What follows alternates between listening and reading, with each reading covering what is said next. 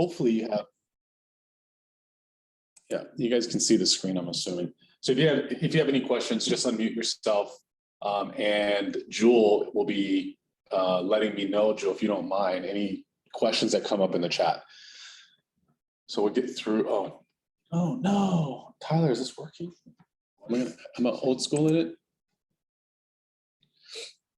Hey guys, guess what's coming up? Well, you'll find out what's coming up. Did you share the? Hello, Keller Williams, and welcome to the new month. Can you guys hear? The amazing Jason Abrams. If you're new here, my name is Mark King. I'm the president of KWRI. Jason is the head of industry, and I think one of the brightest minds in our entire industry. Here to talk to us about Mega Camp. When's Mega Camp? Mega Camp is coming up at the end of August. 23rd and 24th. You don't want to miss it. This is the event where we get together and we restate the things that are most important. Leads, listings, leverage, and wealth building. We then scour the entire world. Now that we're in 56 countries, I can say that. And we find the best stories and the best models and the best systems. And for 2 days, we stand on stage and we are going to give them all to you. Look, the market's shifting. Now is the time to be there. You're interviewing 91 agents this week. Just this week. To see who the best stories are to put on stage, who's winning in a shifting market. If you're not signed up, please come to Austin with us. Why wouldn't they be, why wouldn't they be signed up? They just might not know yet.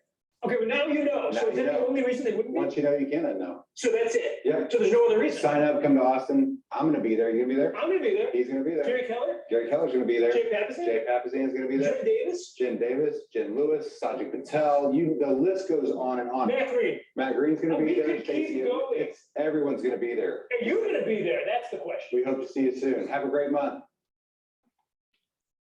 Hello, Keller Williams, and Does it work? Oh, you're right. It works.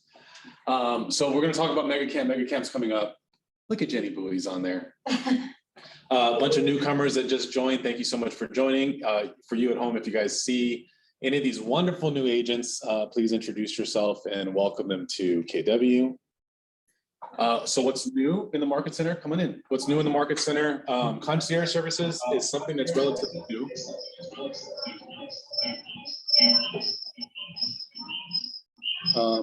Okay. Jewel, can you mute Lay for me, please? Or whomever that is. Thank you. So concierge services, and I have a slide for that. I'll talk about that. VA services, property management, coaching and mentorship. Guys, even if you are done with the productivity coaching program and you need some help boosting your career, I coach a lot of agents and I have a coach.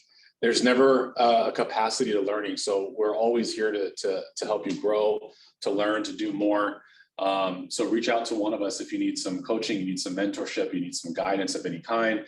Obviously, if you're brand new to the industry, brand new to KW, you're in the productivity coaching program anyways, for at least your first 3 transactions, but certainly keep going, keep growing.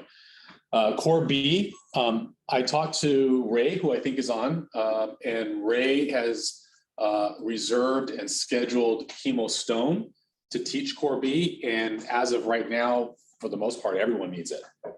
So that's going to be taught here in this room, live, not via Zoom. We use Zoom people, live in this room. So save the date. It's on Wednesday, September 7th. From 8:30 to 12:30. Chemo Stone is a phenomenal instructor, but it's for your required Core B, so you guys need it anyway. Property management. So we do have a property management division now. Jody was actually just in here. She might still be floating around in the back. So what does that mean? Well, in the past, if you guys had an owner or a buyer that said, hey, I'm going to buy this property, I'm going to use it as an investment property, you would then have to, because we never did property management, you would then have to give it out to a property manager that you might know. And you may or may not get that client back if that client decides to sell or buy something in addition. That's kind of been the crux of what a lot of us were dealing with. You don't know if that client's going to be taken care of well, of course, getting it back, and then there's no referral fee, and it's kind of, you know, a little bit of a dark hole.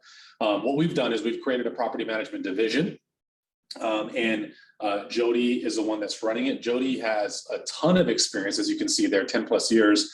She managed by herself 450 doors, which is ridiculous. We pay a referral fee. So you send an owner there to utilize a property management services. You will get a referral fee. We'll take care of your client. Should your client ever want to buy and sell, it comes right back to you. So Jody doesn't do residential sales, so there's no competition whatsoever. And in addition, we'll market the property. We'll market you and KW to that client, and as well as a tenant too. So if anything turns into a sale, you get that back later, which is phenomenal. Concierge service. This is something that's newer. We've had this now, kind of beta tested it for a few months. It's going very, very well. And this is for individuals and agents that are out of coaching. So if you're in the PC program, finish that first, and then this will be available to you afterwards. The reason is, while you're going through coaching, we want you to focus on learning and growing and understanding the technical skills like contract writing and listings and so forth. So once you're done with that though, here's what's available.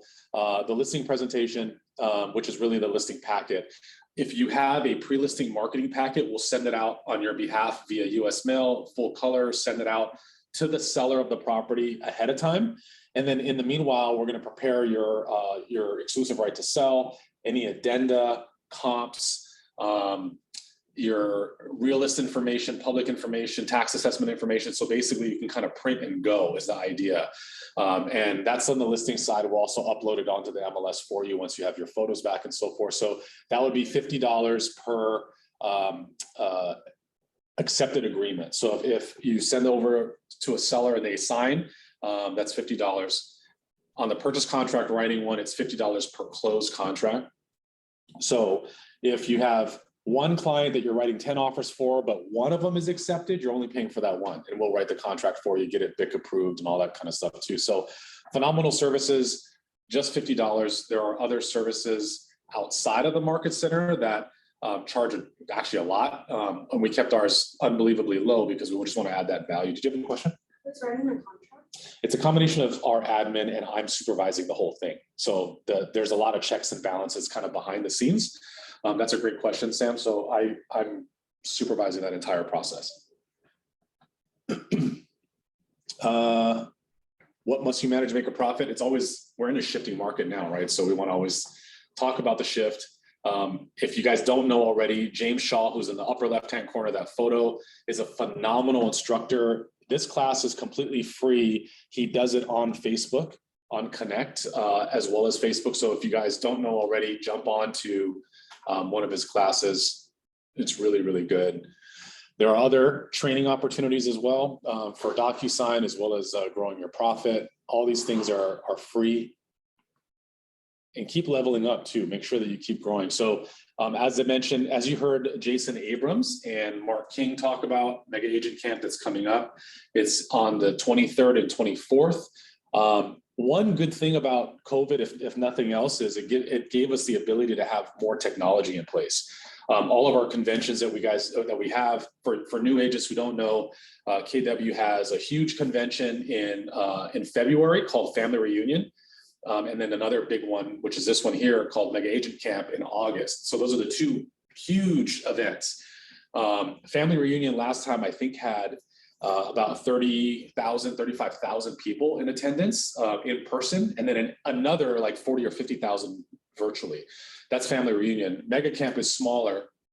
I think last time Mega Camp in person prior to the pandemic was like 12,000 or 13,000 people. Still huge, but small for KW. But we now have a digital component. So I will tell you firsthand, in person is far better. You can feel the energy of the room. You can do networking. You can do all kinds of things that you can't do digitally. But if nothing else, you should absolutely at least consider attending virtually, because there's still so much content. This one is panel based. There's a lot of mega agents that are doing the things that you probably want to do and aim for. They're already doing it. So they're sharing their successes, their wins, their failures, so that you don't step on that same pothole that they already did. And also a lot of these agents have already been through a shifting market. And as you guys know, we are going through a shifting market right now. So super helpful stuff. Some of the things that we're going to go through at Mega Camp from Gary Keller is top 5 lessons. Number 1, how to be the economist of choice for your clients. I talk about this all the time. And by the way, the education piece that we're talking about today is Mortgage 101 for realtors or agents. And that's part of it. Also knowing your stats and your numbers. I kind of give classes on where to look for some of those things and how to pull certain reports. But if you're the economist of choice for your clients, there's really no selling. And, I often say this, you guys have heard me say this before, is I hate that our industry and our state call us real estate salespersons, because we're not salespeople, we're consultants. And yes, there's a salesmanship aspect of it, but there's a salesmanship aspect to anything. But for me personally, I've had a ton of success in our industry, and I am not salesy whatsoever. My success lies in the fact that I've always been the economist of choice. Because when I sit down in front of a client, I'm going through stats, I'm going through data, but I'm going through the stats and data that pertains to their goals. I'm not just overwhelming them with numbers, because that would not make any sense. But in doing that and understanding what your numbers are, understanding if they're looking in one specific community versus the other, and you're talking about things like sales price to list price ratio, and you're talking about average days on market, you're talking about months of inventory, and if it's a buyer's market or a seller's market, and you're discussing certain economic indicators, I promise you that that client is immediately going to go, this is my person. This is a professional. This is the person that I want to do business with, and not the person that's trying to sell me on buying a home, because that only goes so far. Number two is how to make more when there's less to get, which is really important, especially in a shifting market. Number three, how tough times translates to opportunity. KW, I don't know if you guys realize, but there's a book out there called Shift. Shift was written in 2007 by Gary Keller, and it's still applicable today. We're teaching classes from that book. In fact, we have those classes next week, right, Tyler? Every 2 weeks on Wednesdays, we're teaching it with one of the mega agents in the office and myself. So please attend them. But KW grew tremendously during a shifting market. Every shifting market we grew.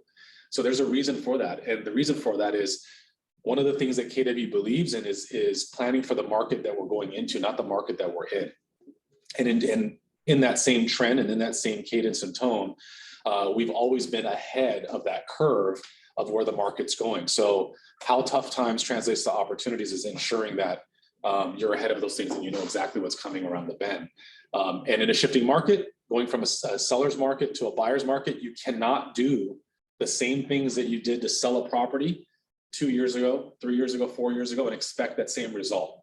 It's impossible. And to prove that, and I've said this before during Shift, is a lot of listing agents were fooled into thinking that they're unbelievably successful and unbelievably good agents because they put the market on the property on the MLS and they stuck a sign in the ground.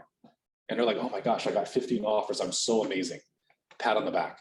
And that's absolutely not the case. That's a lazy agent that got caught up in a good market. So those things will not work going forward. And tough times translates to opportunities. One thing is you're going to have to find a buyer using our technology, using certain techniques, using certain resources. And so please lean into that. We have a lot of classes and processes for that. Number four, how to quit trying to outsmart simplicity. This is a funny one. And I know that some of these agents on here probably know exactly what I'm talking about, but I will say this often is agents sometimes get out of the simple things that they're supposed to do. The supposed to do's is lead gen, right? The number one thing that agents should be doing is doing lead generation. And then the secondary to that is all the follow-up stuff and all the escrow stuff and all the busy work stuff. People and agents specifically try to reinvent themselves by getting creative and not doing that thing. They do anything possible to avoid just picking up the phone, making some calls and what have you. That's just one example. How to quit, trying to outsmart simplicity is we have the blueprint. If you guys read the MREA, the Millionaire Real Estate Agent, it is literally the blueprint on how to be successful, how to earn $1 million in what we do in commissions.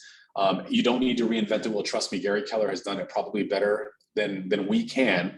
Just lean into that and use that. And so he's going to be talking about some of the breakdowns of that as well. Number five, how this market can set you up instead of setting you back. And any market's a good market. Some people come up to me, whether it's clients or whether it's agents, and they'll go, hey, is now a good market to buy or sell, or is now a good market to get into real estate? And the answer always is yes. I've been in this market for 22 years. And the market has shifted throughout that process. So if that were the case, that the market is good or bad, I would have gotten out of the market 7 or 8 different times. but I've been in it every single time because it's always a good time to be in real estate. Oh, another video real quick. Or not, or maybe.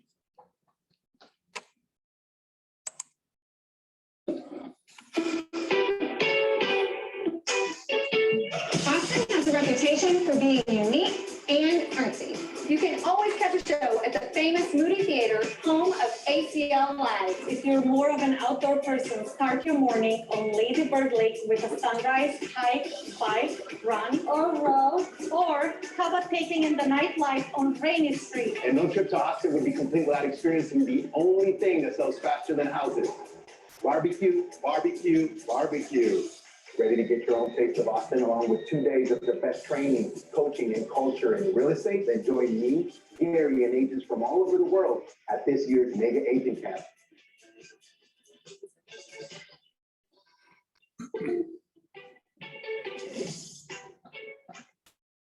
So as I mentioned, you can join in person or virtually. I absolutely recommend that you guys attend. It's going to be phenomenal.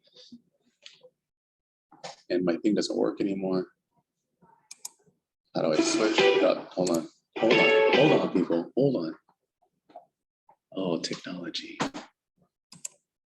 There we go. We have things at KW called KW Communities. KW Communities is all the things that you see on the right-hand side. So if there's something that you guys are interested in, let me know because you can help represent them. There's tools and resources available to you to help expand not only your own personal purpose and your business goals, but also the, in the business opportunities to get into. Like for instance, we have a couple agents that are interested in KW military. So that's a community that they're leaning into. There's also KW expansion, relocation. So relocation will be things like if there's any corporate relocation that you're interested in, or people that are coming in from the mainland, because we're a very transient area, transient state. Those might be things that you might be interested in, or KW land, KWYP, which Daniel Ulu runs and has done a great job at expanding here. So those are all the KW communities, and you should absolutely consider leaning into the ones that move you and lean into your purpose. There's some classes that are coming up for these. Land Summit, the Luxury Symposium is something I'm super excited about. That's in Boston, Massachusetts in beginning of October. That's the first of its kind, so it's going to be really cool. If you guys are interested in KW commercial, we have some commercial classes that are coming up as well here locally in our market center, if you're looking to expand in that, as well as on there in Austin. And then some additional events. These events, I believe a lot of these are going to be on Connect. So if you guys aren't doing it already, make sure that you log into Connect and double check what's available on there. Most of these things are free. As you guys know, with Command, our CRM system, we have a designs tab. In the designs tab, there are the magazine updates, digital magazines. They've just been updated, so make sure that you're utilizing them. And then for those of you who are keeping up with, oh look, there's our very own Molly in the corner there.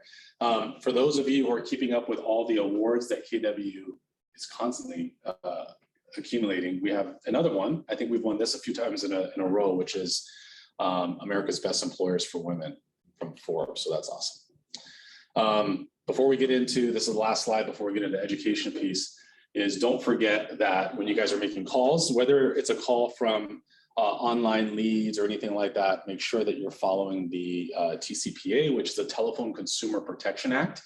So if you guys are using a dialer like Mojo or anything like that, you got to run that off of the do not call list or scrub it against it.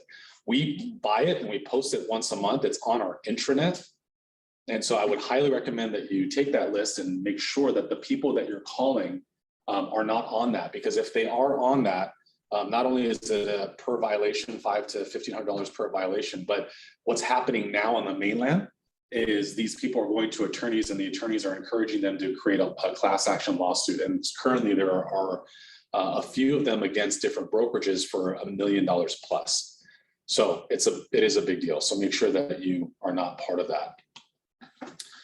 All right, we're going to be talking about Mortgage 101 for agents. My goal in this is not to make you guys loan officers, but to have you have a better understanding of lending, the type of loan products that are out there, the type of financing that's out there, how to look at it when you're representing a buyer or a seller, or why it's important.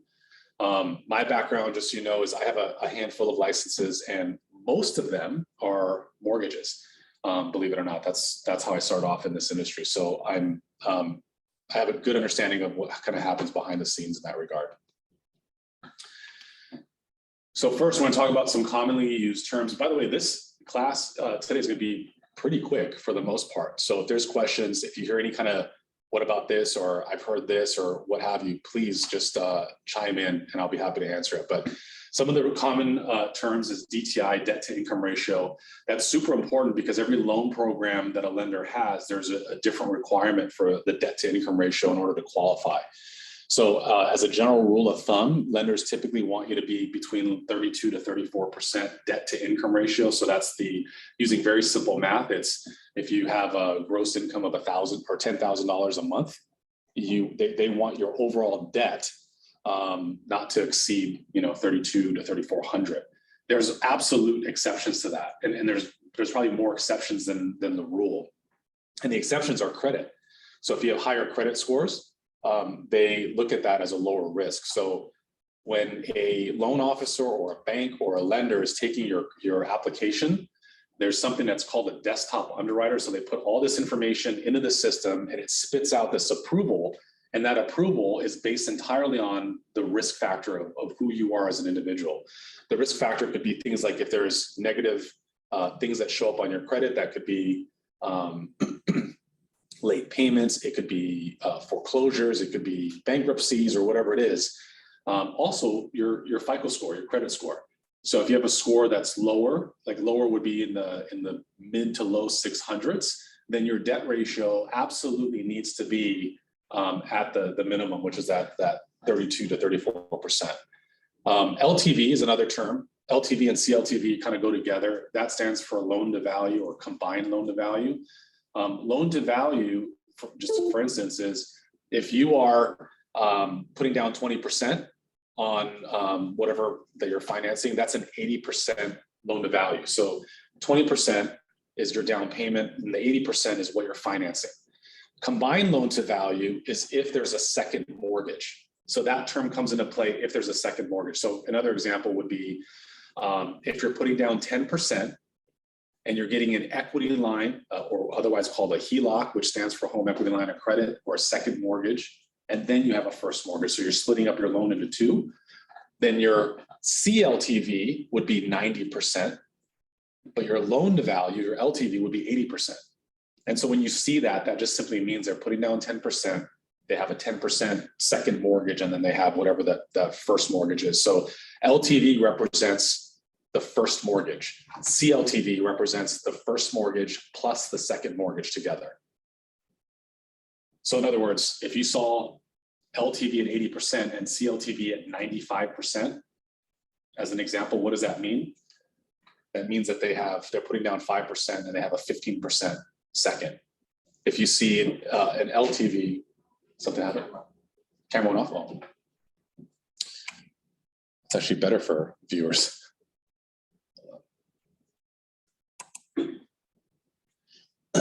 Sorry, guys. So if you see an LTV of 80%, a CLTV of 90%, that means it's 10% down, 10% second, 80% first. So LTV and CLTV go together. PMI, as well as MIP.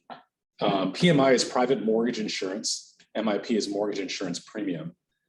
So the kind of rule of thumb and how I broke it down with the LTV and CLTV and why I said it like that is, as a general rule, there are exceptions to some very specific loan programs, but as a general rule, especially when we're talking about conventional loans, you guys have heard that term before. Conventional simply means that it conforms to Fannie Mae, Freddie Mac, those underwriting guidelines.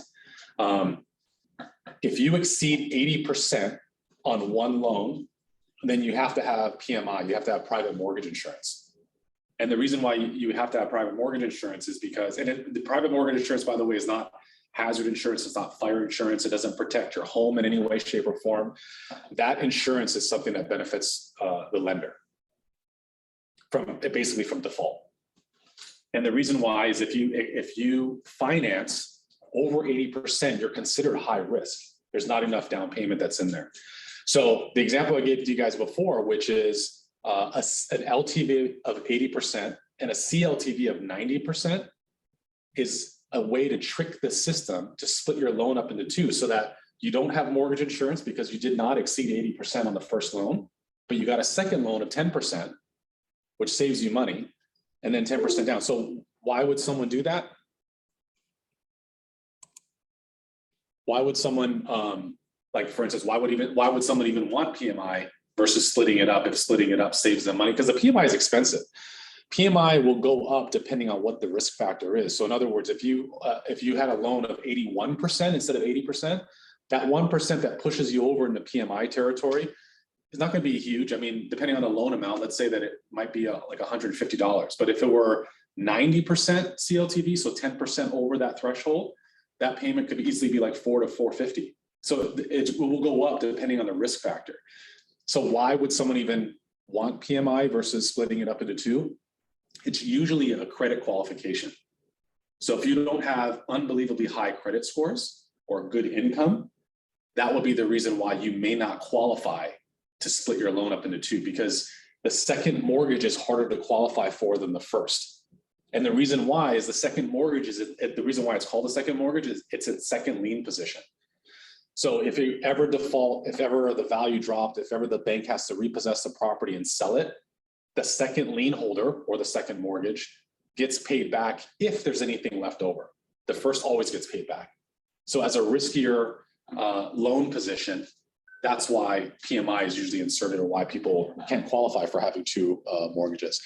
MIP, mortgage insurance premium, what that is usually an upfront fee for the PMI. So some programs have an upfront fee versus it being built in monthly, or they have an upfront fee along with, in addition to that monthly PMI.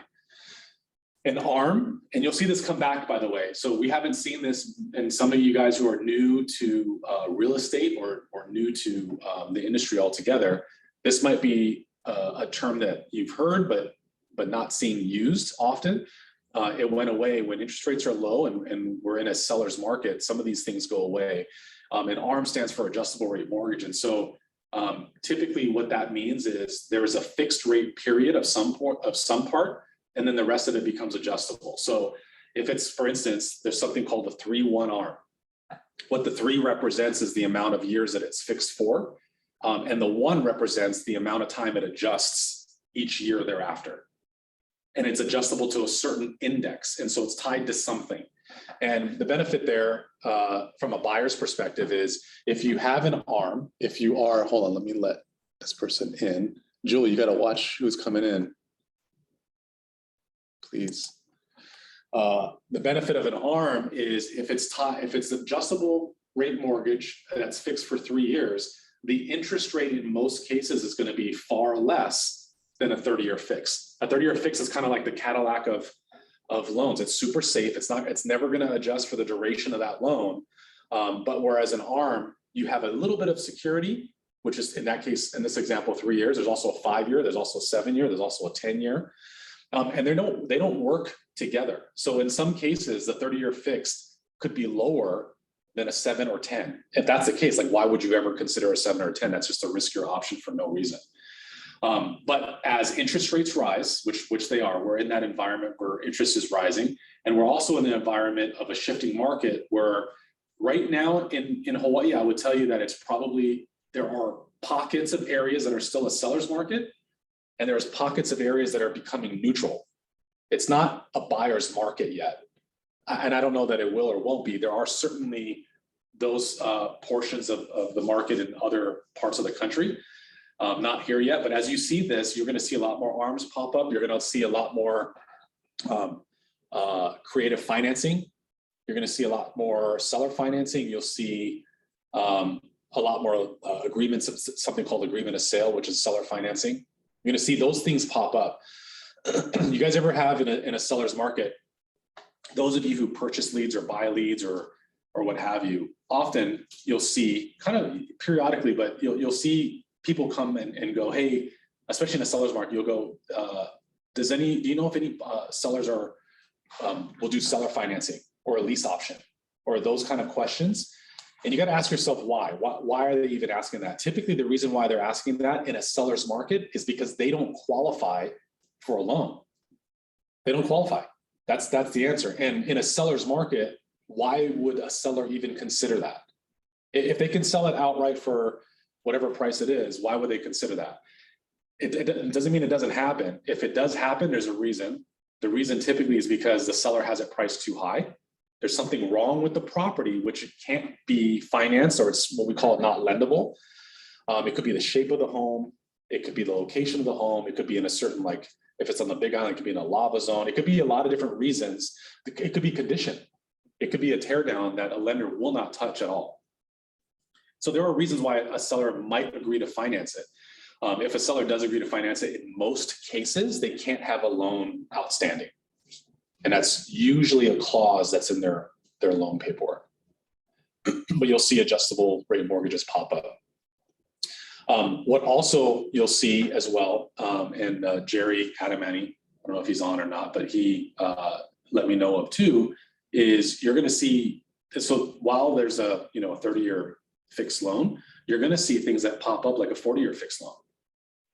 It's not new. That's not a brand new thing.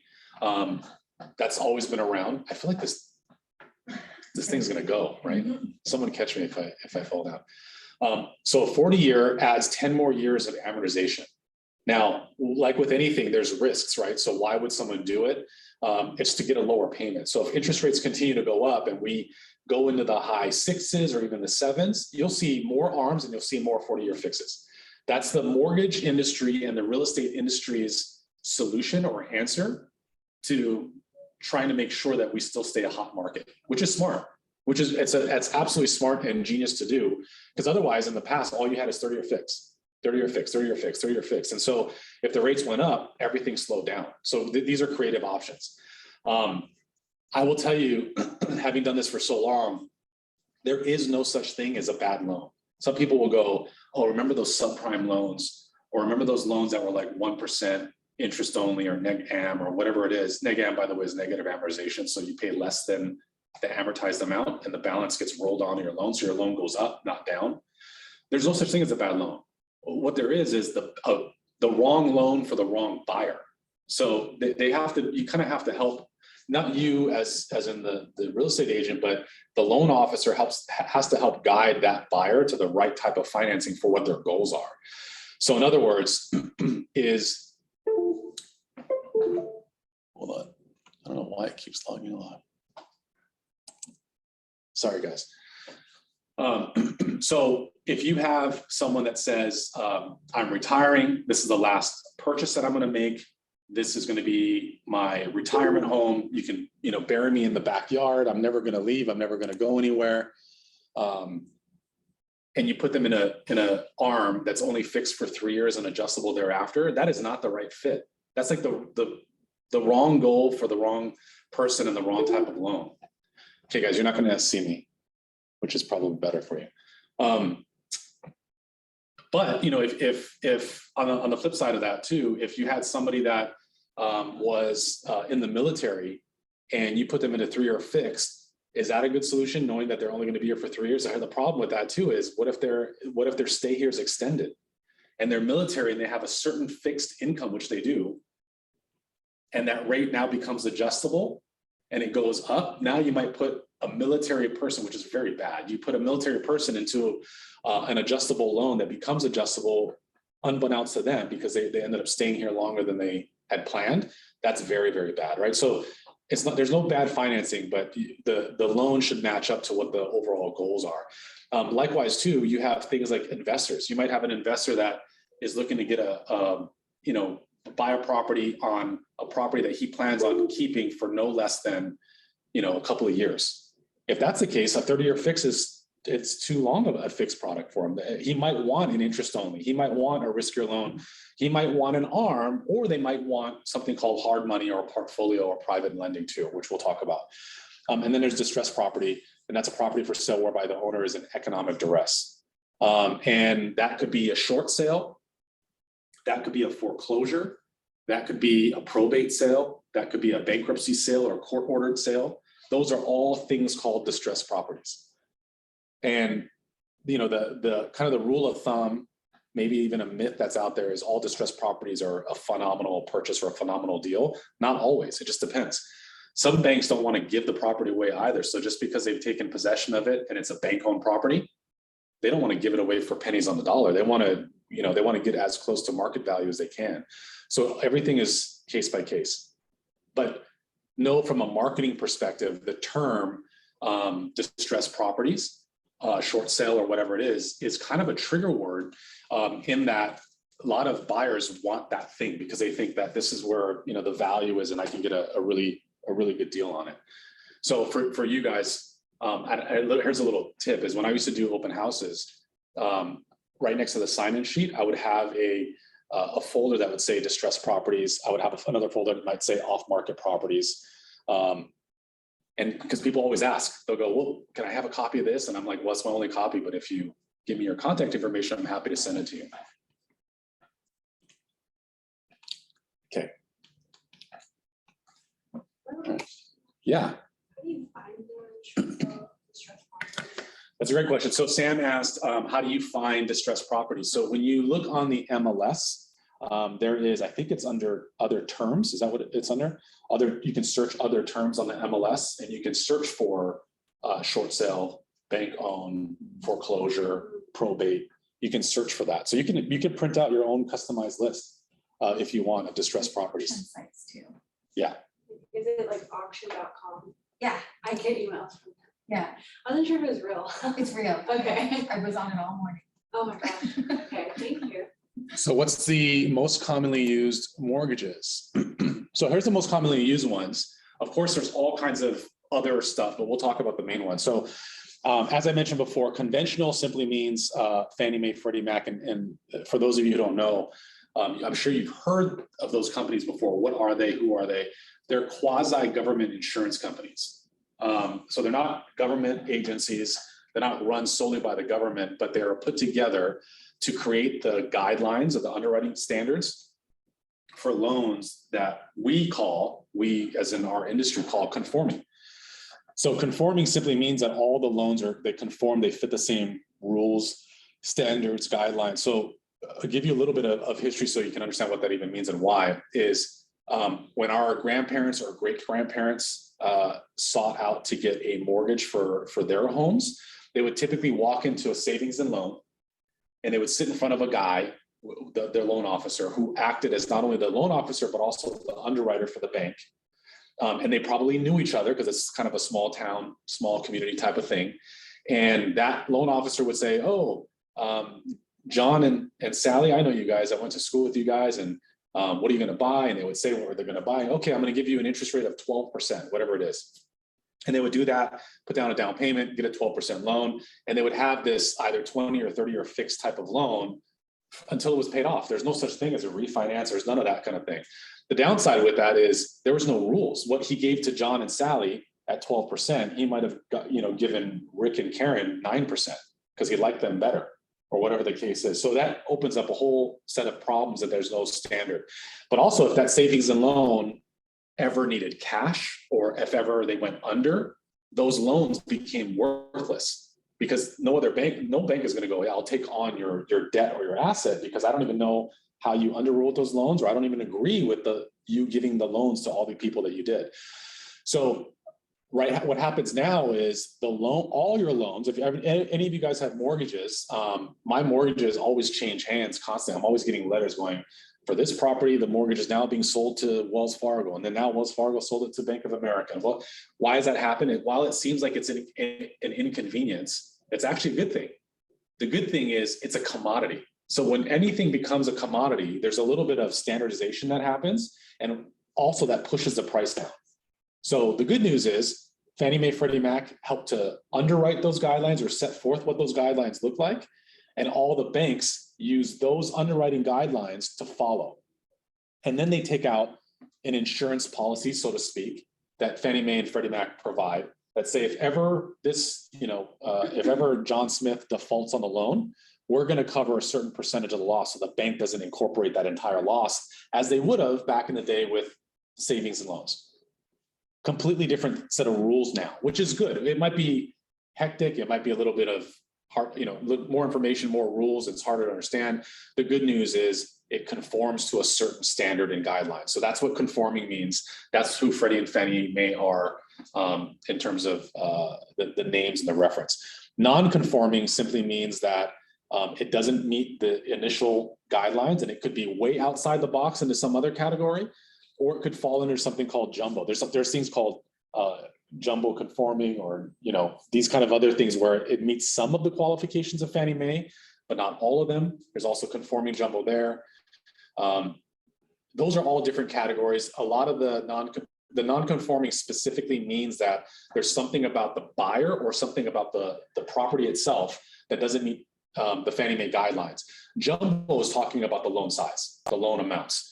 So every area, depending on cost and median sale and all these other things, have different degrees and limits of conforming loan amounts. If it exceeds that amount, it becomes a jumbo loan. If it's in between that jumbo and the conforming amount, which is a huge gap, it's conforming jumbo. So there's different segments. And as the rate goes into the new category, there's an elevated level of risk, which means the interest rates get a little bit higher and higher. So in the conventional side of things, there's all of those, as well as adjustable rate, as we talked about before, fixed rate. I have on there 15 and 30, but in reality, there's 10. There's a 10-year fixed, there's 15-year fixed, there's a 20-year fixed, a 30-year fixed, a 40-year fixed. There are a couple of lenders back in the day, I haven't seen it come back yet, that offered a 50-year fixed. I haven't seen it come back yet, but if rates keep going up, you can absolutely expect that to happen. And then there's something called interest only. And interest only means that if you borrow $800,000 and you make your payment, whatever that payment might be, at the end of 10 years, your balance is still $800,000. You've not paid the balance down. Now, is that bad? No. Again, it depends on what the goals are. If you plan on, I'll give you an example. If you plan on having that property be an income producing property and the cash flow is pretty high, it doesn't matter because you're making money off of it. And if your goal is, and this is where you as agents have to understand the market that you're representing, the market that we're in, and this is being the local economist of choice, is Hawaii is a appreciation market. Other markets outside, things like Texas, Florida, Arizona, other parts of the country, they might be cash flow property or cash flow markets. So the two are completely different. The goals are different. It's almost like having a stock portfolio. You're not going to, if you had $1 million and you were going to invest it in the stock market, you wouldn't put all $1 million in the same stock. You diversify it. You might put some in mutual funds. You might put some in short term, some long term. That's the same thing. An appreciation market, like I have some properties that are here, and the properties that are here, I don't cash flow on any single one of them. Not a single one of the properties that I own here that are rentals do I cash flow. In fact, I'm upside down on every single one from a cash flow perspective. So I have negative cash flow on every single property. Whereas on the mainland, my properties, all of them are cash positive on a monthly basis. But here's the difference. The difference is if I go to sell any of my properties on the mainland, it's going to take longer to sell. I didn't make that much. So it cash flows on a monthly basis, but appreciation wise, it doesn't perform that well. Whereas the properties that I have here in Hawaii, I have a tremendous amount of equity and appreciation here. They perform and are doing different things. And that's really, really important to understand, not only for yourself, but also when you're advising an investor, that things move in a different rate. That's why these loan programs are super important to understand, whether it's interest only and so forth. Then you have VA. VA is obviously for veterans. There was a 15-year and a 30-year fixed so far. VA used to have adjustable rates, but I don't know if they still do or not, or if it's just not something that is popular, but nonetheless, the VA is not, as you would imagine, not risky at all. They're kind of risk intolerant. They want to make sure that they protect the veteran as they should. And it's pretty simple, 15, 30-year fixed. Typically speaking, by the way, VA, as well as FHA, as well as USDA, we call those three type of loans govies or government loans. Government loan means that while Fannie Mae, Freddie Mac are quasi-government insurance companies that protect the conventional side of things, typically VA, FHA, USDA are guaranteed loans. They're guaranteed by the agencies, the government agencies that provide the underwriting guidelines for them. So that's why there is no Fannie Mae, Freddie Mac that's backing up those 3 loans, because those are guaranteed. They're not insured. Totally different thing. With VA, one thing that you guys will see that's kind of resurfacing now is, as you know, with interest rates rising, there's a lot of veterans that you may have served that have purchased properties and got loans in the 2% range, 2.5%, 2.9, whatever it is, right? Which is really low, which is phenomenal. The greatest thing about a VA loan, or one of the greatest things, is it's an assumable loan. And so how does that show up and why does that matter? If you have a seller that you're talking to that has an interest rate of, let's say, 2.5%, if there's another veteran who qualifies and is eligible for a VA loan, wants to assume that 2.5% interest rate, he can do that, especially if the rates today are, let's say, 5%. So he can get a lower rate. Here's the pros and cons of that. So the pro is, as a listing agent, you can use that to market. You can say 2.5 assumable loan. And of course, you put all the disclaimers in there. Must be a veteran, must qualify, and so forth. The downside of that is they're not only assuming the interest rate and the payment, but they're also assuming the balance. So the crux of it that you have to keep in mind and understand if you do that is, let's say you intend on selling this property for $1 million and the balance is 800,000 at 2.5%. The new buyer, if they qualify for it and assumes the 2.5%, they're going to have to make up the difference of 800 to $1 million. So there's still that gap. So I say that because that wouldn't be something that you want to push or market to, or even suggest to someone who doesn't have the assets to make up the difference. So that's typically would be someone who's a little bit more sophisticated, maybe a veteran who's already retired, or a higher ranking veteran, or what have you. That they are the ones that typically could make that up, or using gift funds or some other things that could make that gap up. But in a market where there's still appreciation, which is Hawaii's market, the assumption still has to make up whatever the seller wants to sell it for. In the mainland, in the buyer's market or in a neutral market, sometimes that's not the case. Sometimes you're listing it for 800,000 and you owe 800,000. It's an easy one. They just walk in and go, yeah, I'll take your 2.5%, and there's no money exchange, and they just get that loan and off you go and everyone's happy. But here there's still equity. So you got to account for that equity, and that equity cannot be rolled into the balance of that existing loan. So that's VA. FHA and USDA. So FHA has, by the way, VA, if I didn't already mention, is 100% financing in most cases. It also depends on what that veteran has eligible. So if that veteran does not have a VA loan already being used, they're typically eligible for whatever the max is in that specific area, depending on what they qualify for income-wise. And in fact, in most cases, depending on their credit score and stuff too, that you can exceed that limit, which is nice. That's a new thing that they added a few years back. FHA is a 3.5% down. They call it a first-time homebuyer loan. And what first-time homebuyer means is if someone hasn't used an FHA loan or purchased a home in like I think it's 5 years is what they go off of. So it doesn't mean that you could have never owned a home in the past, but you can't have had purchased a home, especially using FHA within the last 5 years. And it's primary residence only. FHA does have a, gosh, Christine, do you remember the name of that loan? Rehab loan.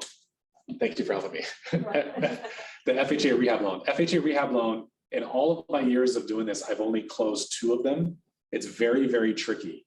It's really, really tricky. But what an FHA rehab loan is they allow you to, and I forgot I think it's 120% or 125%. You'd have to look it up, but it allows you to go above the purchase price and above the value. And they're going to give you the cash difference in phases to rehab a property. So in other words, if you're buying a property for 100,000, they're going to give you not only the 100,000, which that's the loan, they're also going to get phase in meaning after you close, they're going to give it to you in pieces, like $15,000 increments or whatever it is, to rehabilitate the property up to whatever it is, 115 or 125%. It's really hard. There are far better ways to go, but that used to be available. USDA, yes, the beef people. USDA is a rural loan, and you would think on Oahu, why is there any rural loans? It's because it's based on the census, And so the census data is a little bit outdated always. It's type, what is it, trail, is it 10 years? It's every 10 years, right? So it's still, there's a lot of areas here on Oahu that still qualify for it. Waianae, Makaha, some parts of Waipahu, some parts of Makakilo, what else? North Shore, some parts of Eva. But basically, if someone is interested in a USDA loan, because USDA loan in most cases too are 100% financing. So it's kind of like the civilian equivalent of a VA loan in terms of down payment or minimal down payment, but it's location specific. So here's the thing with the government loans, VA, FHA, USDA, the property that you're purchasing has to qualify as well. So if it's a single family residence, it's based on condition. If it's a condo or townhome, it's based on condition, as well as the association has to be approved with these government entities. And the way to find that out, there's government websites that you can look up, VA approved condos or FHA approved condos and so forth. Some of the government approvals share information. So like if it's FHA approved, USDA will usually take that approval.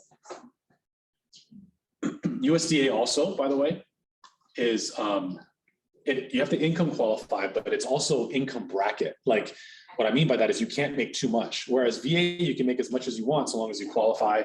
FHA, you can make as much as you want so long as you qualify. So same thing with conventional. USDA, you have to make a certain minimum, but there's a maximum as well. There's a ceiling. So believe it or not, if you make too much on USDA, you don't qualify for that as well. And I don't know if I have it on here or not. I don't, but I'll just talk about it real quick. Is there's also private money, hard money, portfolio are all relatively the same thing, which means that it doesn't meet any of those guidelines or criteria at all. And it's either a person, a group, or an investment of sometimes a company that's lending money, and they can set their own rules and standards for the most part. So closing costs and points and all that other kind of stuff does not follow the traditional route of a conventional loan, a VA loan, USDA, FHA. If it's private money, hard money, kind of all bets are off, so to speak. So it's not unheard of for someone to have an interest rate of 9% or whatever it is. Let me check the chat real quick here. Chadin has a question.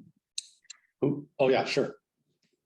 What's the question? Yeah, I was just curious about, you said those construction loans are challenging. So with that said, is it kind of risky from the seller standpoint to accept one of those loans because there's a potential that it might fall through along somewhere throughout the process? Yeah, that's a great question. The answer is yes. When you represent, and I'm telling you this information to kind of take it for what it's worth, because you can look at it from the buy side in terms of if a buyer approaches you and says, hey, I'm interested in the FHA rehab loan, you already know that that's already going to be a struggle to not only for them to get qualified to find a property that qualifies, but also the closing part of it, because it takes a lot longer to close. But to your point, Dean, should you be concerned as a listing agent if you receive an offer with that type of loan? The answer is absolutely, because it's the same but in reverse. Yes, it could fall through. Yes, it's going to take a long time. So if you have a property that's sitting, I'm making this up, but if you have a property that's sitting out in Makaha that you've had listed for 3 years and with no offers, and you got that offer, great offer, because that's the only one that you got. So take it. But if the property is located in town or whatever, and you're getting multiple offers, why would you even consider accepting that kind of offer, right? So it's all risk reward and things to consider. But that's a good question. And on top of that, I'll add this too, Dean, is that's FHA that we're talking about, but there is something called a construction loan. And what a construction loan is, it's a phased in loan as well.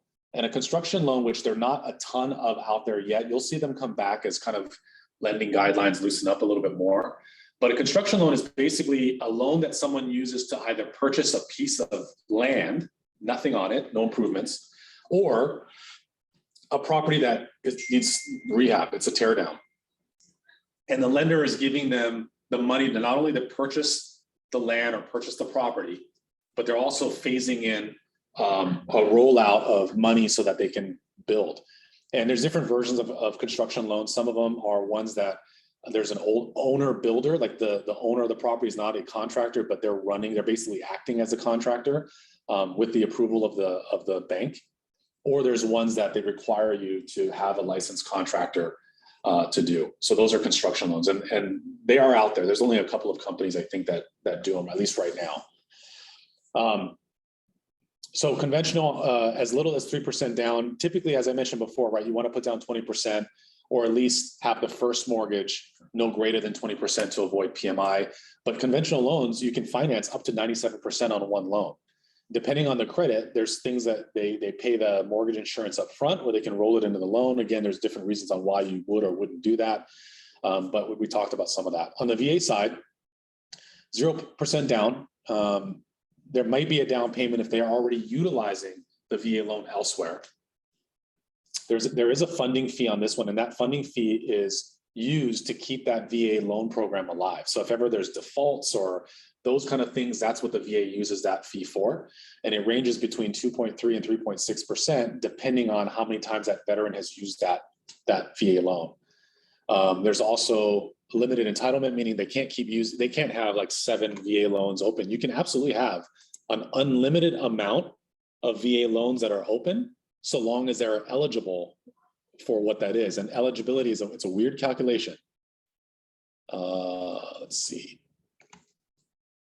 Sorry, I'm just reading the chat. The calculation for VA loan is a weird math. You absolutely should talk to a VA loan officer who is going to check the VA portal to determine the amount, because it's a calculation based upon, let's say that somebody you're working with a buyer who has a property in Mississippi that they use the VA loan to purchase.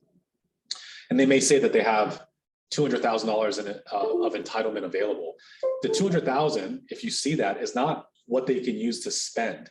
It's what their entitlement amount is, and they have to do some VA math and put it in the portal to find out what that means in actual purchase dollar power here in this county with a higher limit, and vice versa. So that amount that's eligible, that's not the amount of the loan. They got to do some math. So that's what that means as far as entitlement. FHA and USDA. USDA is 0% down. It's area specific, location specific, as I'd mentioned. You cannot overqualify. That was the income thing that I'd mentioned. So it's based upon 115% of the area's median income. So you have to make enough, but you can't make too much. FHA is 3.5% down.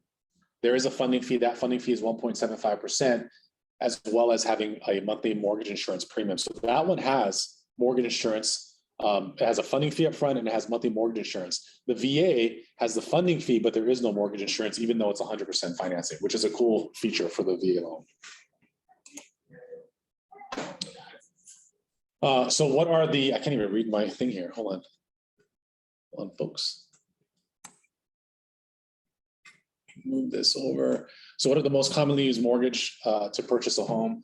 Conventional, this is based on the last numbers that we even have. So conventional as of 2020, 5,200, this is on Oahu, 5,200 closed in 2020 using conventional loan. VA, 2384. FHA, 210.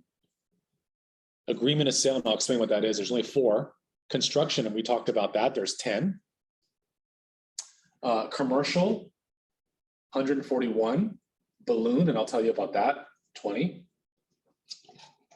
And adjustable rate mortgages is 21. So they still exist. So agreement of sale, what is it? An agreement of sale, as I've mentioned to you before, is a form of seller financing. And basically and there's, again, there's not a right or wrong thing. It depends on the circumstances, depends on the goals. I've done agreement of sales before as well.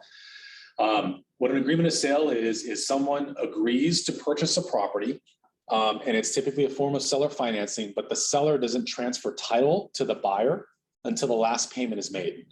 And then the last payment being made is a term that the seller and buyer determine in their negotiation. Meaning it doesn't mean that it's 30 years like a traditional type of loan. In most cases, it's not. In most cases, it's 2 years, 3 years, 5 years. Very rarely I've seen it longer, like 10 years, but That's assuming a lot because in most cases, the seller wants to be done with the financing altogether. So agreement of sale there's pros and cons to it, right? It benefits the seller because the seller doesn't have to foreclose. Why doesn't he foreclose? Because he didn't transfer title. He still owns the property. For the buyer, the agreement of sale could be beneficial because it is a form of seller financing. So maybe the buyer doesn't have the funds or the assets. Maybe their debt ratio is too high. Maybe they don't qualify for traditional financing. But the risk to the buyer I don't want to say an eviction, but it's more like an eviction than it would be a foreclosure. And a foreclosure, as you guys know, you have to go through court. It's a process.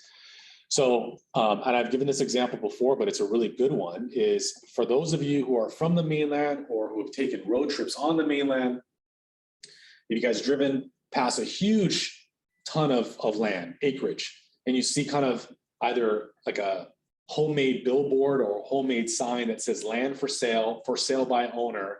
And it usually says something like 30,000 acres for whatever, X amount per acre or one flat fee. A majority of those are agreement of sales. And, is it a scam? No, but it's a little disingenuous because they're targeting first-time home buyers or people who don't own land or property now. And why are they targeting that? They're targeting that because you don't have to put any money down. They just want a monthly payment. Let's say they go, this 20,000 acres, I'm going to give to you for only $500 a month for the next 7 years. And you're going to go, as an up and comer and you're trying to get in a real estate game and you're like, I want to make my millions too. And you're like, this is an unbelievable deal. So you go, yeah, here you go. Here's my first 500. And every month I'm going to give this guy $500 a month. And at the end of that term, whatever that term is, I'm going to own this land on this agreement of sale.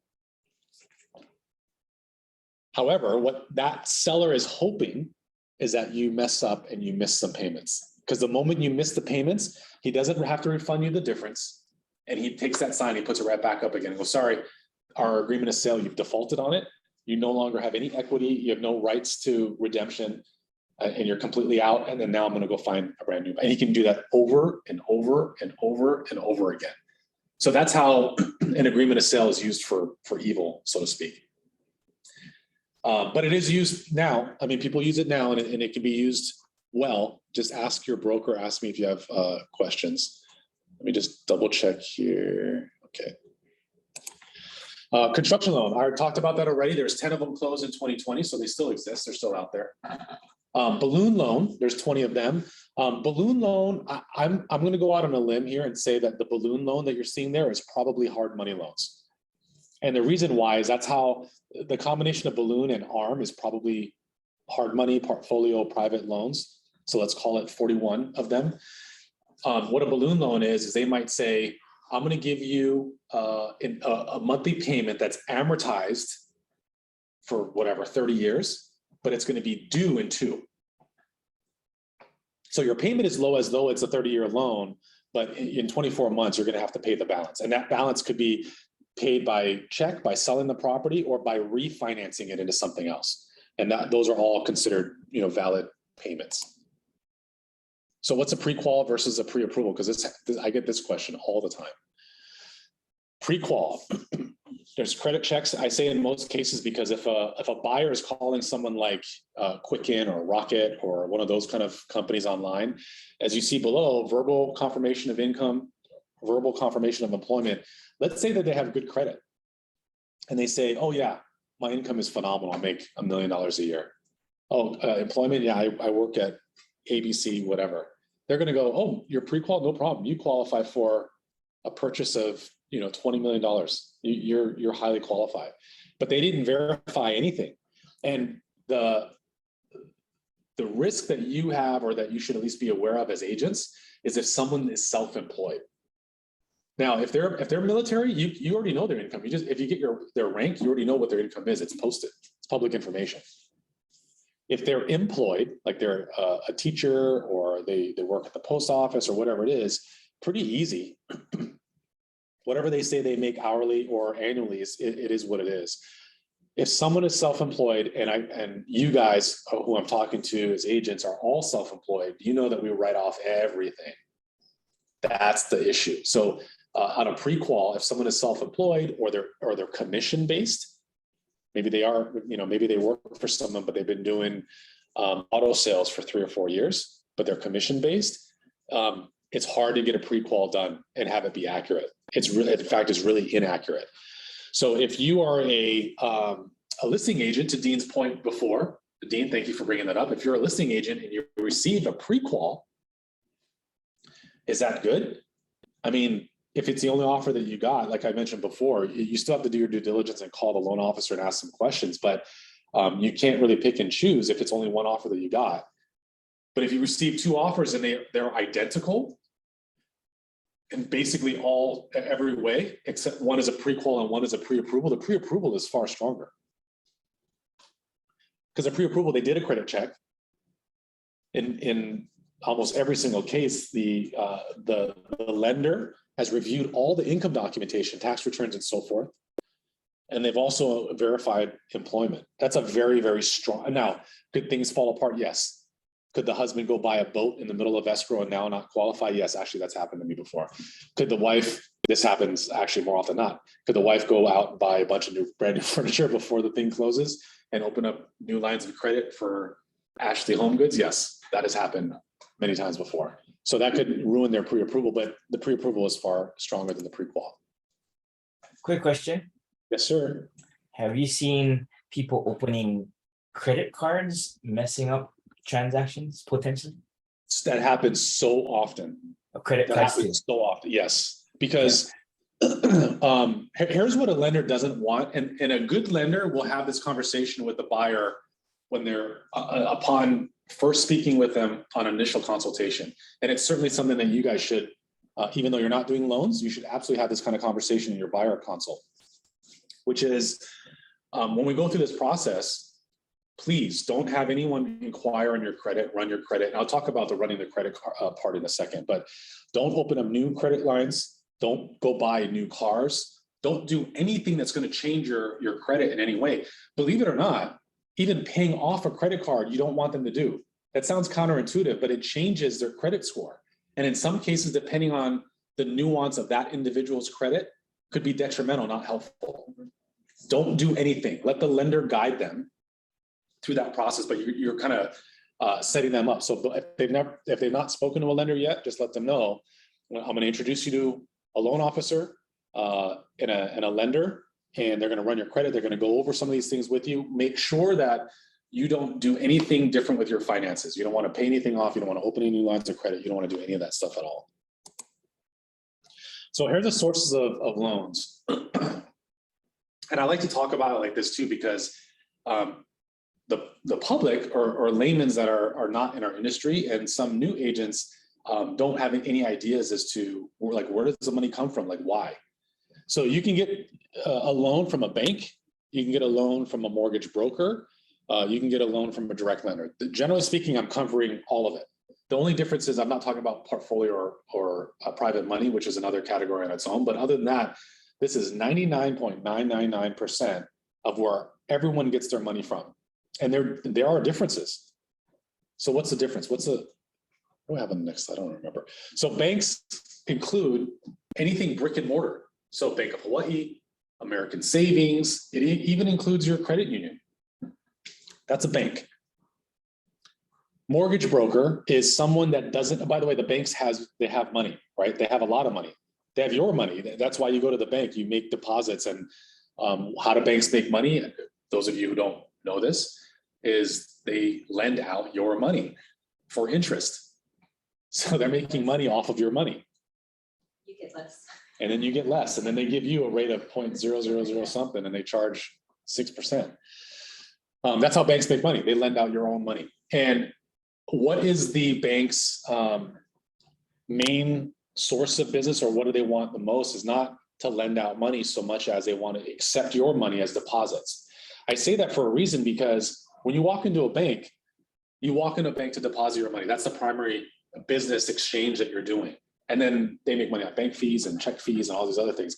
And then you walk past you walk past a series of desks of someone who might be, hey, you want to get a new mortgage, or you want an equity line of credit, you want to get a car loan, you want to get a personal loan. They offer all these frills.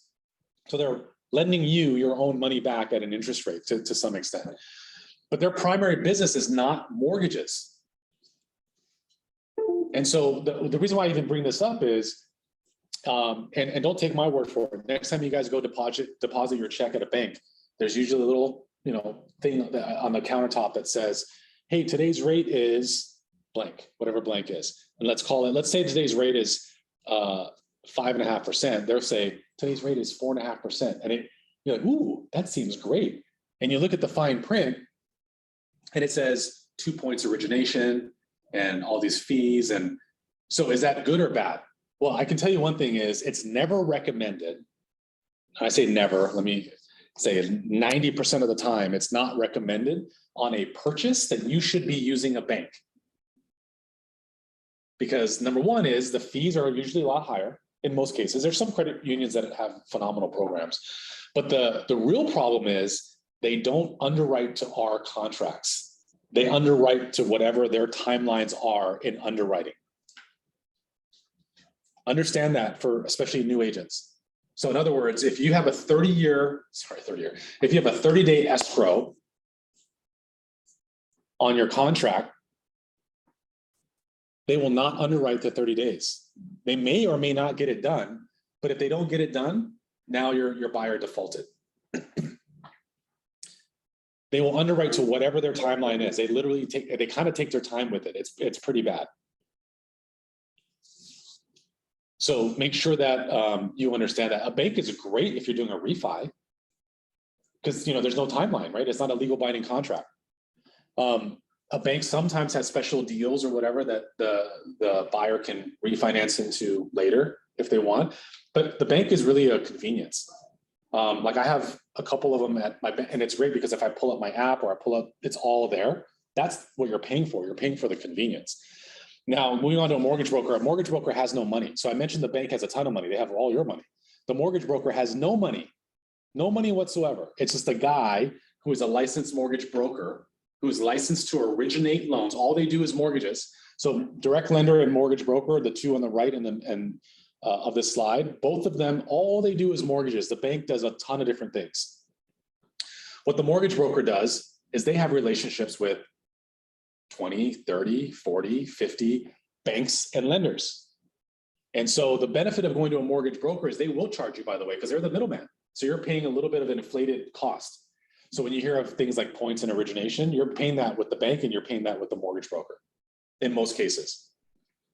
And the reason is because the mortgage broker is charging for the convenience of going to that broker, and he will go and find you a loan program that is beneficial to you. Maybe it's a great deal. Maybe you have a buyer that has, like, he's been self-employed for so long and he writes so many things off or whatever the case is, and he doesn't qualify at the bank. He doesn't qualify at all the different lenders. So the mortgage broker is a great choice in that example. But know that the pre-approval might be from like Kansas City Bank or something like that. It might be kind of obscure because it's not a normal relationship. So that's the place that the mortgage broker has. Direct lender, they're kind of in between the two, meaning all they do is mortgage. They have their own money. They're taking all the risk. So they're not brokering it out to someone else.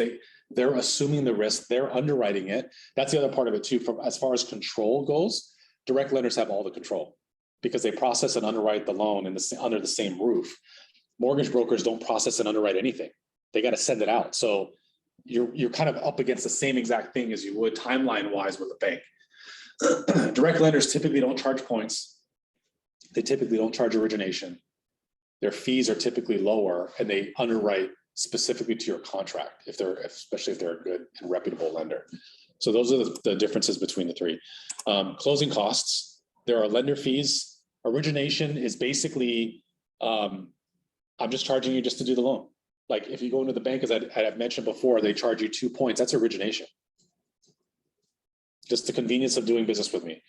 Discount or buy down points. What that is let's say that the going rate right now is 5.5%, and you go, hey, I would love a rate of, 5%. So the going rate at the market is 5.5. I would love 5. You can do that, but you're going to be paying a buy down, whatever that buy down is. It's not a set thing. It's not like 1 point equals this. It just depends. And I have examples on a couple slides later. There's underwriting fees, processing fees. There's some appraisal fees, lender fees. There's prepaid interest. Prepaid interest is on a mortgage. If ever you guys look at the closing statement, you'll see on there, there's something called per diem, which stands for per day. And the per diem is what the daily interest is up until the time that the lender expects to get that mortgage. So in mortgages, you're paying in arrears. Rent, you pay up front, right? So renters out there, when you make your September 1st rent payment, you're paying for the month of September. On September 1st, you're paying for the convenience of being there from September 1st until the September 30th. When you're an owner, when you're paying mortgage, you're paying in arrears. So when you make your September 1st payment, you're paying for the month of August. So if we aim to close on September 15th, there's per diem because they can't get you there. You can't get a statement out to that person. If you close on September 15th by October 1st, that's not enough time. So what they're going to do is they're going to calculate the 15 days of per diem interest along with an extra 30 days for the month after that, expecting that your coupons and your payment will be set up by November 1st. So some people think, oh, I skipped the payment. You didn't skip a payment. It's built in. There's no skipping of anything. It's all built in, calculated to the day, to the penny. But the beauty of it is if there is credits that you've negotiated, so the seller's giving you credits, then you are getting free because the seller's paying for it. And if you can extend that out, in some cases, you can negotiate when the market shifts to neutral or even a buyer's market, you can even negotiate for your buyer having the seller credit. And if you don't use all of it, you can prepay the interest for a few months out. In that case, the buyer really is getting free mortgage payments. Then title and escrow, that's unavoidable. Title and escrow fees are pretty close. All the companies are kind of all close together. It's not a, can we shop around for the best deal kind of thing? That's usually not the issue. It's usually who you want to work with from a matter of convenience, or if you're doing a 1031 exchange or whatever that is. There's escrow fees, there's title insurance, there's standard and premium title insurance. I always recommend, this is not title insurance class, but I always recommend going with premium versus standard. It covers more things. And it's a one-time fee. It's not an ongoing fee. And it covers additional types of fraud or unrecorded documents is typically what it is. And the difference between the two is literally hundreds of dollars one time, not ongoing, not monthly, not annually, just one time. So it could be like the difference of $500 versus $600. Like if that's the case, just get the premium. Recordation fees, and then HARPTA and FERPTA. HARPTA is for out-of-state investors who are US citizens, and FERPTA is foreign investors. These are specifically owners that are selling properties and they don't live here, and that property was used specifically for investments. So it doesn't apply to owner-occupied.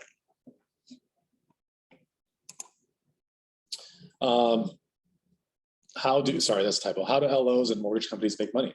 So here's an example. Again, it looks crazy, but I'm going to explain it just so that you know and you can see it. If you see, this is a rate sheet. So these are what loan officers use to give you a rate. If you guys notice on there, look all the way to the far left, the one that's entitled 21 to 30-day year fixed. So it's a 30-year fix, right? If you look on there, there's a rate on one column to the left, and then it says 21-day, 30-day, and 45 days. So what does the 21, 30, and 45 day even mean? They are the locks. So you ever hear a lender go, I've locked your rate in? They've locked it in for those set days. And there are more and less, but these are generally what it is. So if you notice the lock, there's different prices next to them. So let's look down on that left-hand column. If you look at the rate of 3.125, that's the interest rate. So obviously this rate sheet is a couple years old, by the way. So that's why these rates are not available. But it's a 30-year fixed at 3.125 on a 21-day lock. You see the number 0.444. So what does that mean? That 0.444 is a cost. So that would be a buy down. So if you wanted in this rate sheet a 21-day lock at a rate of 3.125, it will cost you 0.444. Let's call it almost a half a point of a buy down to get that rate. Versus if you wanted 3.25 under the same 21-day lock column, it's in parentheses and it says 0.360. The 0.360 is a credit. There's money there. And so what the bank or lender will typically do is they'll say at 3.25, I can pay this fee or I can waive that fee. They're not waiving anything for free. They have money. Anything in the parentheses, the bank is making something. Now, here's a trick of it. And I think I have this on the other sheet too. But if you guys notice, there's 25-year fixed, there's 20-year fixed, 15-year fixed, as I've mentioned before. The rates are totally different. Like on the 15-year fixed in comparison, by the way, in the mortgage industry, it's called a par rate, PAR. The par rate means the rate that doesn't have any cost. Like what's the lowest rate that has no cost? That's called a par rate. So the par rate on the 30-year fixed on the left-hand side we talked about is 3.25 because that's the closest to par. The par rate for a 15-year fix is 2.625 in this example, right? That's the box on the far right, on the upper side, upper right. So that one is 3.625. It's much lower because it's a 15-year fix. 15-year fixes are typically priced far better than the 30-year fix. So why wouldn't someone want to get a 15-year fix versus a 30-year fix? Because the interest is so much better. It's half the amortization, which means the payment is super, super high. So I kind of talk about that too. But in the red box, that's all the profit. That's the profit that the bank or lender or broker makes. And on top where it says cost, that would cost them money. So in an extreme example, by the way, lenders don't even allow this, but as an extreme example, the lowest rate on the rate sheet is 2.25% with a 21-day lock. That would cost, they would not allow it again, just to make sure everyone understands. But if they did, it would cost someone 5.213% to get that rate. And so there's a threshold and there's a math involved, right? That you want to be aware of. Does it make sense to buy your rate down? The answer is it depends. If you're going to be in the loan long enough to take advantage of the difference of monthly payments, like for instance, you would calculate the monthly payment at 3.25% that costs you nothing at all, and then calculate the payment at 2.75, which costs you a little over 2 points, and you take what the difference in monthly payment is versus the cost of what those 2 points are, you divide it, and that's how many months that you have to stay in that loan to break even. So if you plan on being in that loan, not the property, the loan, like meaning that you can't refinance either. I mean, you can, but you're going to waste money. But if you are in that loan for at least that amount of time, then it makes perfect sense and you should do it. If you know, no doubt I'm going to be in it longer than that. But giving another example, if you're a military person and you plan on being here for 3 years and it takes you 7 years to recoup that buy down, that makes zero sense. Why would you ever do that? Should never do that. So it all depends on the circumstance. This is what we call adjustments. And so you saw all the profit. The profit isn't what the bank is going to make just to make it. They're going to offset it with adjustments. So you'll see all kinds of things in there, your FICO score brackets, cash out, or something called rate and term. If it's a condo, if it's a 2-unit, if it's a 3 or 4 unit, all these things have, if you look on the right-hand side, is adjustments. And the categories that you see going up and down are loan to value categories because it sets the tone for the risk. So if you notice, the one furthest to the left is less than 60%. That means that they have at least 40% or more equity in the property. If it goes all the way to the top at 95%, you see NA, that means they can't even do it. It's so risky, they won't even do it. But those adjustments on there, let's look at one. Let's see. Well, let's just look at the top one, investment property. On the 60% category, far left, upper, the very first line, investment property, it says 2.125. That's an adjustment. That means that using, I don't know if I can go back. Let's see. If I take, I'm going to go back to the rate sheet so you guys can see. So if I wanted to give a par rate for an investor, meaning that's an investment property, the par rate in that example is not 3.25%. It's actually 3.99% because it has to absorb that 2.25% cost or adjustment. So you see on the 3.9, on the 21-day lock, it says 2.25. That's basically going to be absorbed immediately in that adjustment because it's an investment property. So for those of you who have asked, which many of you have, why is my investment property cost so much more than my primary residence? It's because it's a risk factor. So that risk factor is calculated in that adjustment. This is like a topic to put most people to sleep, huh? Then there's appraisals. I'll move quick. Appraisals are not for the benefit of the buyer, it's for the lender. And it's to determine the risk in lending on that property. Appraisals are ordered through an AMC, and AMC stands for Appraisal Management Company, and it's a blind ordering process. Appraisals typically take 10 to 14 days, depending on who the lender is and when they order it. So if you guys have had delays due to the lender because of the appraisal, that's typically because most lenders or loan officers are ordering that appraisal after J1. And so if you have a 30-day close and a 10-day J1 or even a 14-day J1, and they're ordering the appraisal, so as on the listing side, you got to be very vigilant about this, as well as on the buy side, but especially on the list side too. But if you have a 30-day close and a 14-day J1, and the loan officer, and you're tracking this with a loan officer, and the loan officer orders the appraisal on day 14, if they're running 10 to 14 days, you're going to have an extension. There's no way you're going to close in 30 days. You're already over that time frame, because you got to get the appraisal back. It has to go to underwriting. You got to get conditional loan approval. You got to sign. There are things that will push it further out. So be aware of that. Same thing if you're on the buy side too. You got to know when that loan officer is planning to order that appraisal. Hold on, let me check chat real quick here. Hold on.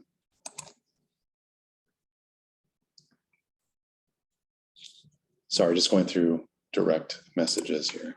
There are additional pages needed when it's, so not all appraisers can do all types of loans. They have to be certified to do that. So for government loans, if someone already is a licensed appraiser, they have to get additional approval or certification to do VA, FHA, and USDA. And what does that even mean? There's different checks and balances. So I forgot how long an appraisal report is, but let's just pretend for a moment that an appraisal is like 20 pages. If it's a government appraisal, you can add another 10 pages on top of that because there's extra stuff on there, which is also why it's typically an accepted thing that government appraisals are a little bit more conservative because there's more checks and balances that are needed. Appraisers are licensed, and believe it or not, it takes 1,500 plus hours to become an appraiser. Can you imagine? 1,500 plus hours. Appraisers can point out the deficiencies or safety issues if they see them. So an appraiser can absolutely kill your deal. If there's a water spot or watermark on the ceiling in the kitchen or whatever, and they call that out, the underwriter is going to stop. An underwriter is going to do what's called a subject to appraisal. And they're going to call an issue on that and want that fixed. VA appraisals maintain their value for 6 months. So guys who don't know this, super important is, let's say that you're a listing agent. Let's say that you have your property listed for $800,000. And let's say that you've accepted and you're in escrow with someone for $800,000. It's a VA loan. And the appraisal comes in, and the appraisal comes in at 700. Let's just say, believe it or not, that's happened. I'm using an example. So it's $100,000 off. Now, the good news is the veteran, the buyer, they can choose to put the difference down and come in with that money and buy it anyways, right? But they don't have to. There's a escape clause for veterans that they don't have to do that. So let's say that they cancel. And let's say you're going to go back on the market again, and you're going to go back on the market again for 800 again. Could you do that? Sure. You better hope that the next buyer doesn't have that same issue, and it's a conventional loan or some other type of loan. But if it is a VA loan, VA already has that value with that property recorded in their system at 700,000, and it's recorded for 6 months. So you have to know that, because if you're accepting another offer and that other offer is a VA offer, you're going to run into that problem all over again. So it's really, really important. So the other thing, if you guys want to get ahead of those kind of issues, is if you're representing a buyer and you find a property that has fallen out of escrow, so it's fallen out of escrow, and you call the listing agent, you say, hey, I noticed that the property fell out of escrow. Can you tell me why? And they said, oh, the buyer didn't qualify for the loan, whatever the thing is, right? That's typically what it is. A buyer didn't qualify, or he canceled due to this or that. Hey, out of curiosity, was that buyer a VA buyer? Because if it is, you want to know, did you know if they ordered the appraisal yet? Did the appraisal come? Because you don't want to step on that same landmine, probably a bad example, pothole as the previous buyer did. So not to bore you with all the pages of the appraisal, but here's a section that matters most to you guys, which you may not know, which is the comps. And this is super important. Let's see if I can move this out of the way. Because the subject property is on the far left. And what I have highlighted in red is the comp number 1, comp number 2, comp number 3. And typically there are anywhere at minimum 3 comps, could be as much as 6 or 7 comps, but minimum is going to be 3 comps. And you'll notice on there, the section that I've highlighted in red is called the adjustment section. And the adjustment section is because no 2 properties are alike. That's the appraiser's way of going, this property is better than yours, or your property is better than this, and I need to make up the value for that adjustment, and that's where it shows up. So if ever you are like, hey, why did let's say the subject property, what is this one? Subject property is 3 bedrooms and 3 bathrooms. Well, all the comps are 2, but let's say that one of the comps happens to be a 2-bedroom. And you're like, this is not a comp. That's immediate knee-jerk reaction that agents will do is they'll look at that and not the adjustments. And they'll go, why did he use this 2-bedroom when mine is a 3? Well, first of all, he should have used 3 if there's 3 that are available, but let's say there aren't any 3 that are available. Let's say let's say hypothetically that you're in a townhome community and you happen to be the only 3-bedroom and all there is 2 bedrooms besides yours. So he's got to use 2 bedrooms. So he's going to add value to your property in this adjustment column, because he's going to say yours is worth more than the 2 bedrooms, and here's how much it's worth. And that's how you're going to see it. You're going to see exactly the dollar amount that he's using for that adjustment. Likewise, let's say that your property is average condition, and the comps that he's using are brand new or recently renovated. You're going to see the dollar discrepancy between average and just renovated or just built or whatever that is there too. If you scroll down or look down, this is a VA appraisal. Do you guys see in the middle of the page there, it says Tidewater?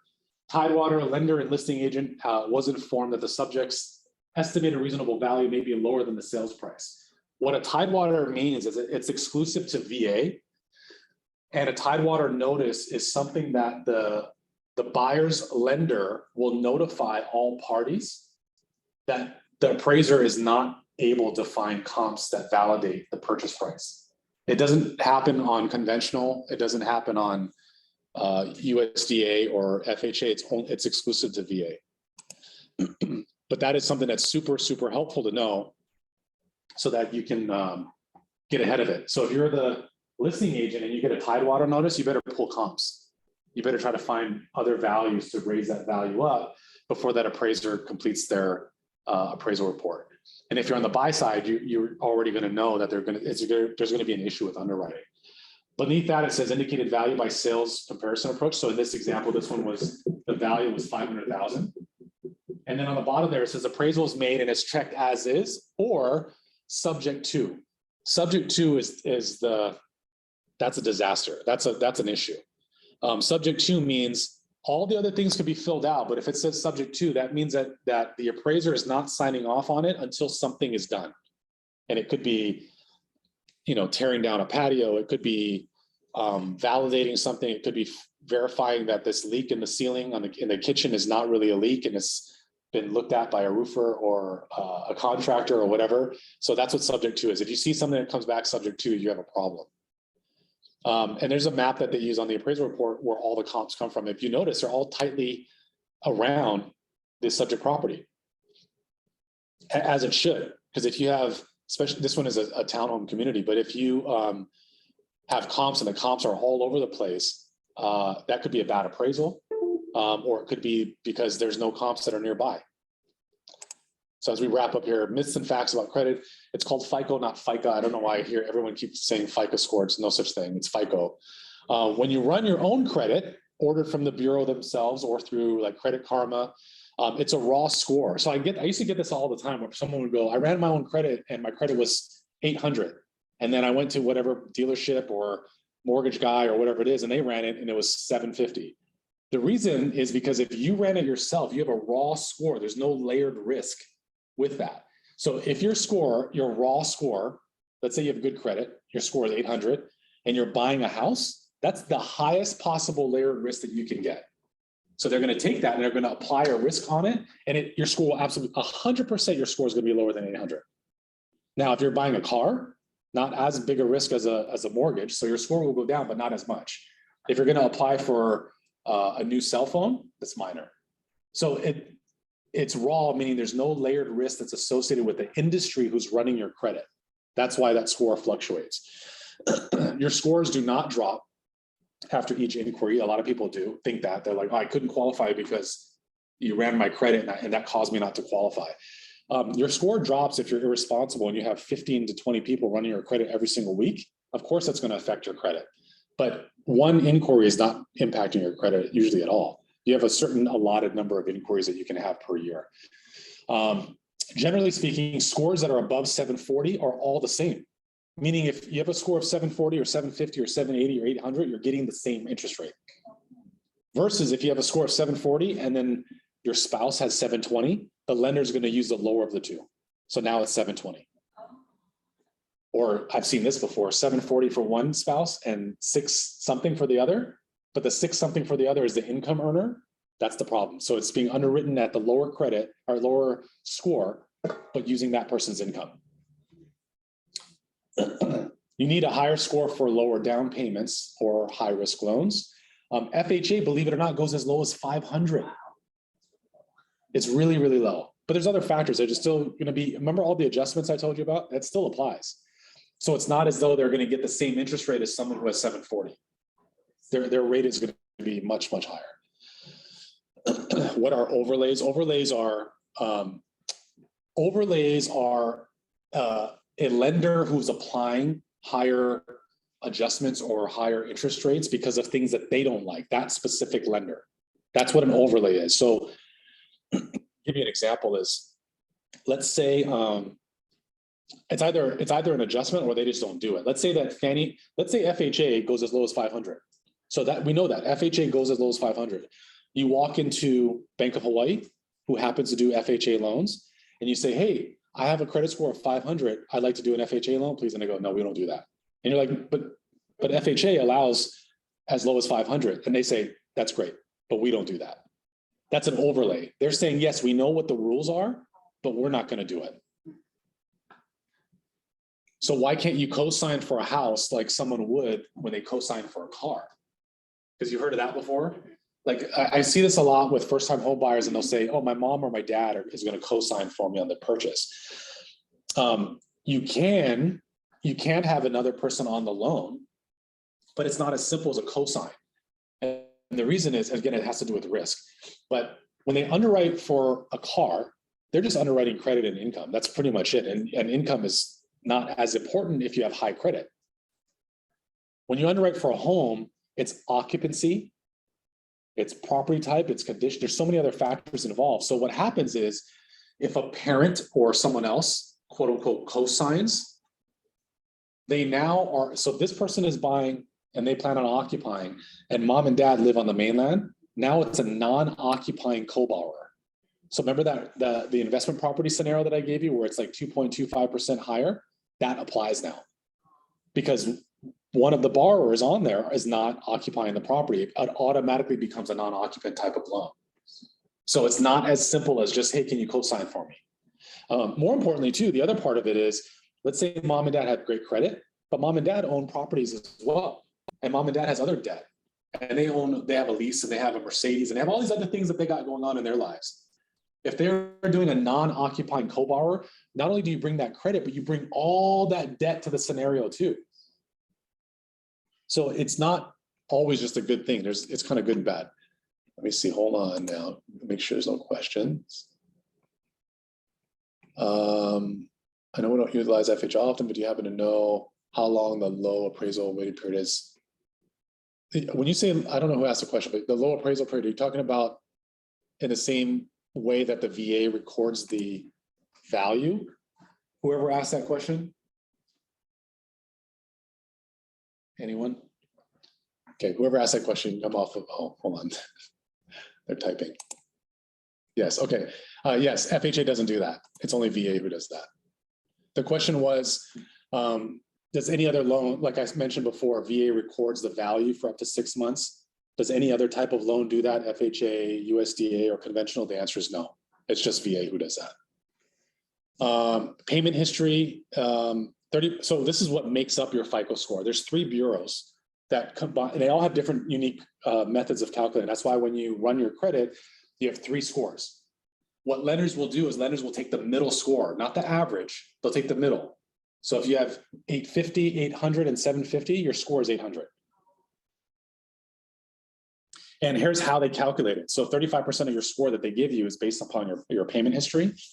30% of it is based upon total amount owed. 15% is length of credit. 10% is new credit. And 10% is type of credit in use. Type of credit means like credit cards versus mortgage versus fixed loans versus equity lines. C2, the purchase contract. So this is where you would put information and how that would translate where by way of VA loan, by way of new 30-year fixed loan. The line underneath that, that's all blank, that's where you would put secondary financing if one exists. So if you had a buyer that was doing, as we mentioned before, a 90% loan, but 10% down, 10% equity line, 80% first, the 80% first will be by way of, and then underneath that will be the 10% equity line of credit. That's how you would kind of break that down if you needed to. Pitfalls in the mortgage, we kind of talked about that, property not appraising. Another one to keep an eye out for VA is cracked glass. The property could be brand new and there's a crack in the glass, VA won't allow it. Doesn't mean that it's not fixable. Obviously, you have to, but if you're showing the property and you see that, or you're at an open house and you see that and you're writing an offer, get ahead of that. Either have that addressed and fixed ahead of time, or write that into the purchase contract that the seller is going to remedy that problem prior to the appraiser going out. Because you're, again, it's the same thing. You're going to have a lock extension issue. You're going to have a not closing on time issue. Another issue is shared driveway easements on the CPR. So CPR is a condo property regime.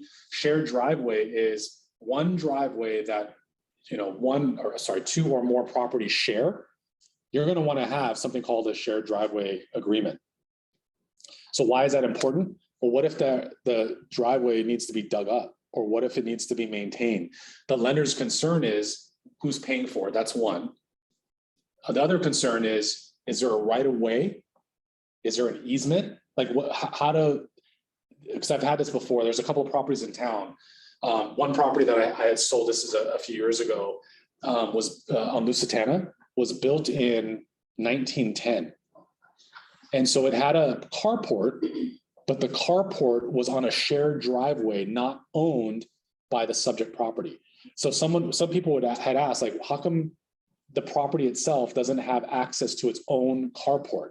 And the reason, it was built before cars were used on a regular basis. So there was no need for that.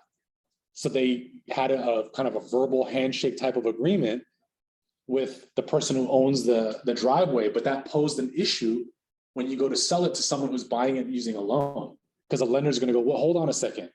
This property is what they would call landlocked from using its own driveway. Another one is not having smoke detectors specifically for a VA loan. Another issue is square footage doesn't match public record. Large purchases, we talked about that. Pitfalls, large purchases while in escrow, taking out new lines of credit or whatever. Borrowing money or closing costs for as gift funds. So this one is mom and dad give you a gift of $20,000. That's fine, you can do it, but you got to warn mom and dad that they also need to give the entire bank accounts that money came from. And sometimes mom and dad get very upset about, like, what do you need that for? I gave you the money, my check's good. Check being good has nothing to do with anything. It's part of the Patriot Act that came out in, I think, 01 or 02, that all funds have to be verified and sourced. So it's not the loan officer being mean, it's a law. Mattress money is not allowed. Mattress money is cash. So if someone says, yeah, I got a large down payment, I have $50,000 cash in the bank, they are not buying anything for a while if that's the money that they need. They got to put that into the bank, and they have to allow that to sit typically for 90 to 120 days. And that money then becomes what we call seasoned. Because what a lender is looking for is the average daily balance. So you depositing the money today, like cash, tomorrow the balance is, let's call it 100,000, right? You deposit it today, tomorrow you have 100,000. The moment they look at the average daily balance, if you deposited today 100,000, is not going to be 100,000. The average daily balance is going to be whatever, like $10, 30, like it's going to drag itself up depending on the time, the length of time that banking institution averages out their seasoned funds. So if you talk to a buyer, and you're doing a buyer consult, and they say, I got a lot of cash and they're getting any kind of financing, they got to put it in the bank right away. And you cannot open up escrow right away if that's the only money that they have access to. Last minute credits are a problem. So if you're negotiating back and forth and you're supposed to sign this weekend and close next week, and you're negotiating a credit, that's going to throw everything off because a lender has to reissue all the closing statements. And they have to wait a certain amount of days I think it's 3 or 4 days. They got to wait a certain amount of time before that person signs. So you want to let any credits, you want to let the lender know right away of what that is. Don't negotiate at the last minute. Lock extensions are a potential issue. Large credits from J1 as an example, large credits are things that, so if you have a credit of like $5,000, you and I might think, hey, I did my buyer good by negotiating a credit for $5,000. My buyer loves me. That's great. Your buyer probably does love you. The underwriter does not, because the underwriter is going to go, hold on a second, what is this 5,000 for? Because the loan officer's job is to give money to your buyer. The underwriter's job is to stop the loan officer from giving money to your buyer. They're traffic cop for the money. So if there's a $5,000 credit, the underwriter is going to go, for what? How does this impact the house? How does this impact the property that we're putting a lien on? Is there something wrong with the condition? Is there a leak that we should know about? That's what they're concerned with. So be careful of large credits. And then leasehold financing. We have leasehold here in Hawaii. You can get a loan and financing for leasehold, but there's a certain way to go about doing it. There's certain lenders that can do it. As a rule of thumb, guys, just so you know, you can get a 30-year fixed on a leasehold property so long as the term of the leasehold exceeds the loan amount by anywhere between 5 and 7 years, depending on the lender. So in other words, can you get a 30-year fix on a leasehold property? Yes, if it's a 37-year lease. If it's a 30-year lease, you cannot put a 30-year fixed on a 30-year lease.